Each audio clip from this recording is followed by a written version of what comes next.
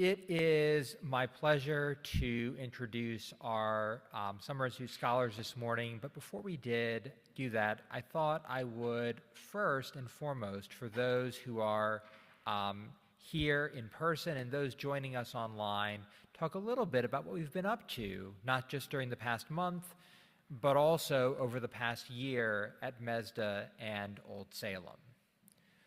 The Summer Institute is based on new scholarship, and one of the reasons there is always new scholarship to do is that there are always new objects in the collection. For example, this humble bowl, acquired just a few months back, and a partial gift of Jeff and Beverly Evans. This bowl is attributed to the Kaufman family of potters and belonged to the Henkel and Painter families in Shenandoah County, Virginia. The family always referred to it as a dough bowl, and you can just see in its wear and its form how easy it would be to work dough inside of this object. Its form and glaze treatment is also reminiscent of French ceramics of the same period. Now, XRF analysis conclusively shows that this is indeed a Shenandoah Valley pot. However, it's a reminder of the important influence of French decorative arts, and particularly French craftspeople in the Valley, something I know Jeff Evans is working hard to explore. Another very recent acquisition is this sampler, worked by young Sarah Catherine Mott in Charleston, South Carolina in 1741. This piece only recently left her family, having stayed with her descendants over the intervening 2 centuries. This is the second earliest sampler known from South Carolina, and it is the earliest known sampler that can be connected to a known school and teacher. I have always wanted an oyster jar. The trade in oysters is something that comes as a bit of a surprise to present day. The historic trade in oysters is something that comes as a surprise to people in our modern world. They assume that oysters, which you have to be careful with eating because of spoilage, could not have possibly traveled long distances in the 18th century. We in this room, of course, know that's not true. Oysters were an important source of protein and nutrients that traveled all around the Atlantic world, particularly from ports in the Chesapeake Bay. This particular oyster jar was made at the shop of Benedict Calvert Milburn in Alexandria, Virginia, his Wilk Street Pottery. And in case you're wondering, as I was when it arrived, it does have a distinctive odor inside of Febreze. Another recent acquisition that I invite you to go take a look at in our new to the collection area over at the Horden Center is this monumental Baltimore sideboard. For a museum that has been collecting since 1965, you would assume that MESDA had not one but many examples of exuberant neoclassical furniture made in Baltimore. But in fact, we didn't. And the sideboards made in Baltimore during the early 19th century are by far the most elaborate canvases for this kind of exuberant neoclassicism. This particular sideboard, its maker still unknown, but we hope to figure that out at some point, was made between about 1800 and 1815 and was a gift of Stanley and Beth Weiss and the Stanley Weiss collection. Now, it's not just about buying new things, it's also about fixing things, making things better, conserving them, making sure objects survive into the next generation. I wanted to give you a sneak peek into one of these conservation treatments that is actually happening as we speak. Many of you are familiar with the portrait of Humphrey Summers by Jeremiah Theus in our collection, and if you're not familiar with the portrait, you're doubtless familiar with the room based on a room in his house, still standing in Charleston, South Carolina, that was so carefully recreated here at MESDA by John Bivens. Humphreys looked better. He's always been dark, sort of peering through this sort of romantic haze, except it was just dirt and grime and bad previous treatments.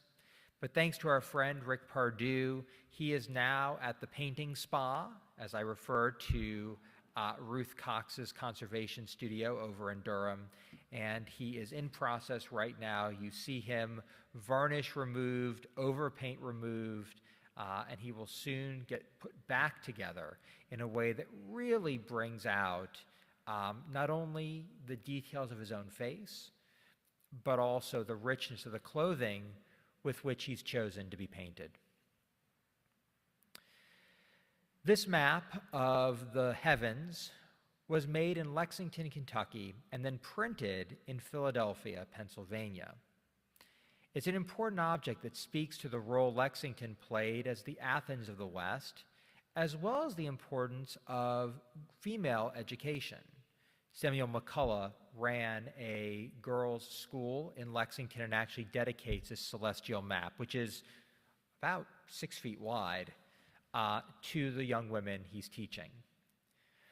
When we acquired the work, it was heavily varnished, its surface incredibly brittle and friable and not suitable for display.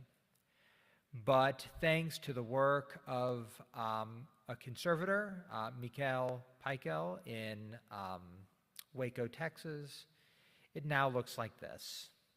And it will be returning to Mazda newly framed from Ginny Lascara in just a few weeks. Now, I've saved the best for last, the two most significant things we've acquired in the past year. The first is this green turtle bottle that we've brought home to Salem, where he was originally created sometime in the early 19th century in the shop of Rudolf Christ. And I should note that right now we actually have archaeology going on at the site across from where we think this bottle was likely made. Now you may be thinking, doesn't Old Salem already have plenty of figural bottles? We have many figural bottles, but we don't have an example of the turtle bottle in this vivid green glaze from the mold that was taken from an actual turtle. So here we see, standing in for its ancestor, an actual eastern box turtle, whose ancestor shell was used to create a mold for the shell of this turtle. We also have in our collection those molds, as well as the mold used to create the happy little spout on the turtle's face.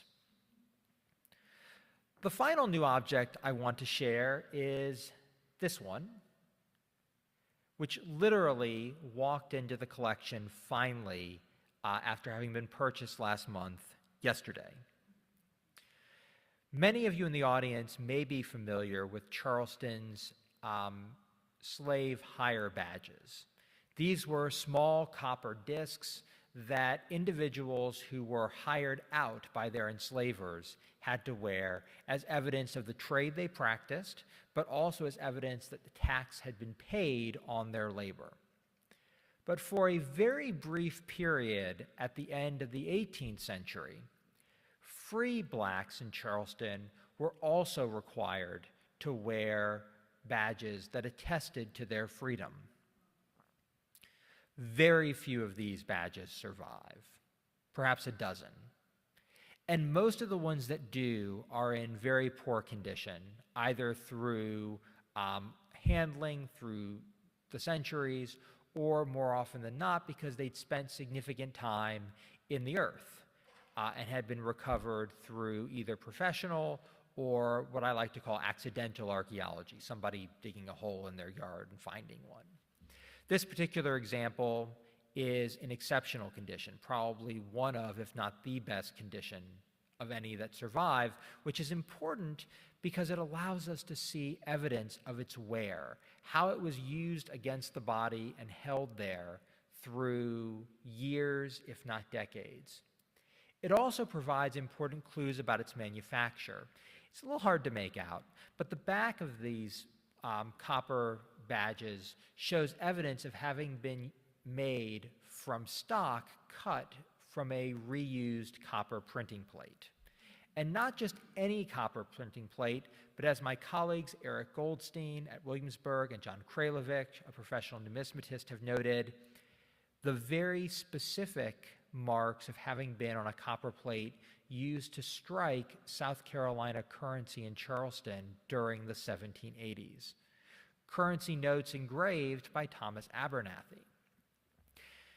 John and Eric are still working on this, but we believe that it's quite possible that these were actually commissioned from Abernathy, which is why he reused plates in his shop, which would add yet another dimension to their interpretation.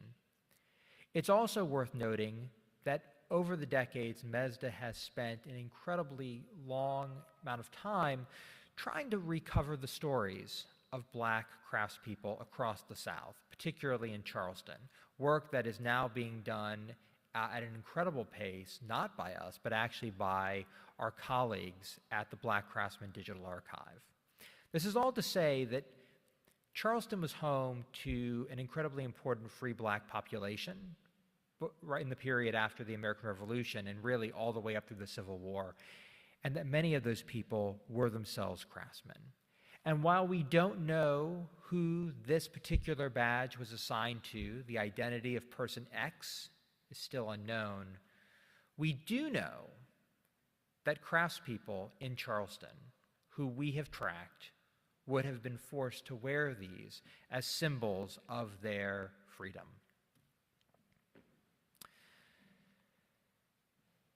So on to the Summer Institute. I've given you a preview of future year projects, but now let's talk about this year.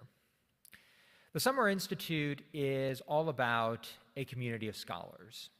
It is not a solo endeavor for us as a staff or for our scholars who will be presenting today. We could not do this without the help of so many other people.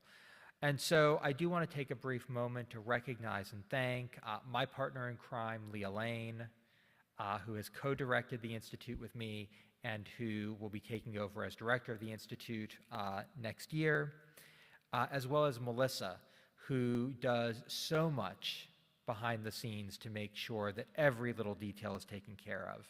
I also want to recognize and thank my other colleagues, Jesse, Johanna, Kim, Martha, all of whom have put in incredible work as part of our community of scholars this year. And definitely not least, I want to thank my colleagues in Old Salem, particularly the trades division, Tara, Blake, Chet, and so many others who worked with our students to better understand the processes and materials that they're engaging with. The Summer Institute would also not be possible without our funders. The Mills Lane Fellowship Fund, the Truslow Family Fund, Bill and Susan Mariner and their Ceramics Fellowship, and their fellowship in collaboration with the Decorative Arts Trust. And of course, the women who came together in 2015 to lay the foundations for our endowment. June Lucas, Margaret Pritchard, Eleanor Knowles, Betsy Davison, Claire Craver, and Beth Mercier. Thank you to all of you. The Institute begins, as it has for 47 years, with our fellows choosing objects. In this case, choosing objects out of a hat and then immediately being confronted with their mysterious things for a period of close looking.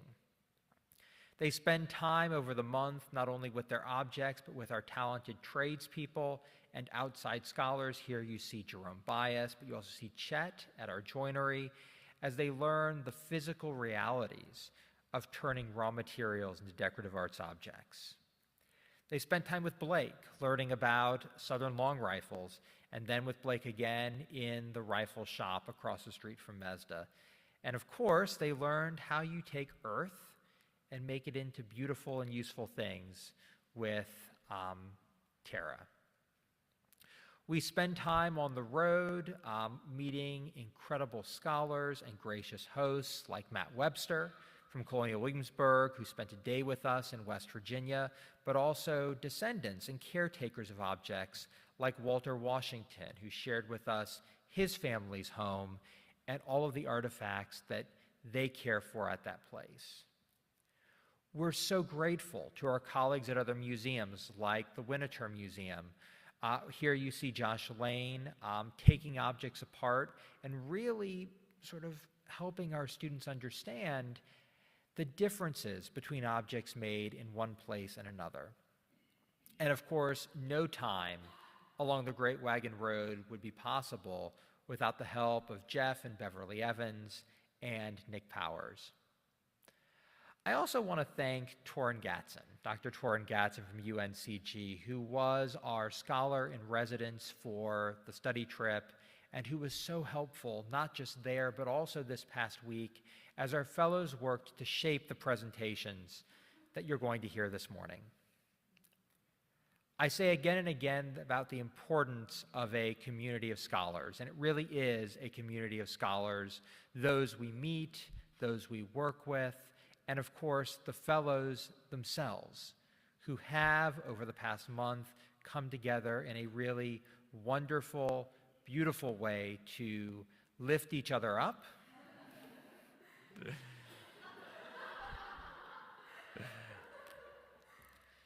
through everything that they have worked through in the past month to create the presentations that you will hear today. Scholarship doesn't get any newer than the scholarship we present at the Mesda Summer Institute.